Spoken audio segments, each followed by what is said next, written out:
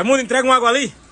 Olha, em pleno domingo, faltando um domingo só. Essa da rádio é domingo aí, seu do domingo das mães. Se não quiser levar uma facada grande, não manda, não para ninguém pedindo história de água, não, que eu lhe mato, eu dou umas 30 facadas, filho de rápido.